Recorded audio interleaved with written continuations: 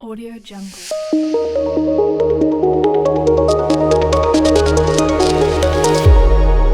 Audio Jungle. সালামু আলাইকুম।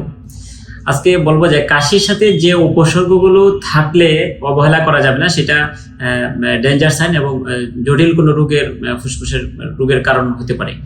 এর মাঝে একটা হচ্ছে কাশির সাথে যদি রক্ত যায় এবং বিশেষ করে ধূমপায়ী, তার বয়স 40-এর বেশি, তাদের হচ্ছে ফুসফুসে ক্যান্সার হওয়ার একটা লক্ষণ হইতে পারে যে কাশির সাথে রক্ত যাওয়া। আর কাশির সাথে যদি হচ্ছে ওজন কমে যেতে থাকে, ওয়েট লস যদি থাকে, সেটা সাধারণত 3 মাসে যদি 3 কেজির বেশি কমে যায়।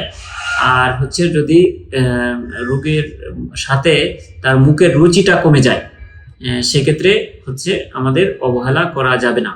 আর কাশির সাথে যদি শ্বাসকষ্ট থাকে, তখন অবহেলা করা যাবে না, সেটা অবশ্যই বকবদি ডাক্তার বা বিশেষজ্ঞ ডাক্তারের পরামর্শ নিতে হবে।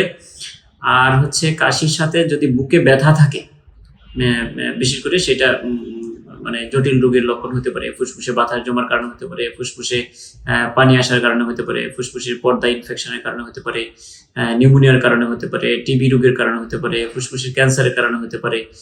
সেগুলো ঠিকমতো ইভালুয়েশন করতে হবে। আর হচ্ছে ফুসফুসের যদি কাশির সাথে যদি বুকের মাঝে শ্বাস আর শব্দ করে, বিশেষ করে হুইজিং বলি আমরা এটাকে, তখন হচ্ছে এটা অবহেলা করা যাবে না। তখন হচ্ছে ফুসফুসে এটা অ্যাজমা রোগের লক্ষণ হতে পারে এবং সেটা কার্ডিয়াক রোগের লক্ষণ হতে পারে। তাহলে অবশ্যই আপনার নিকটস্থ ডাক্তারের পরামর্শ নেবেন। ধন্যবাদ।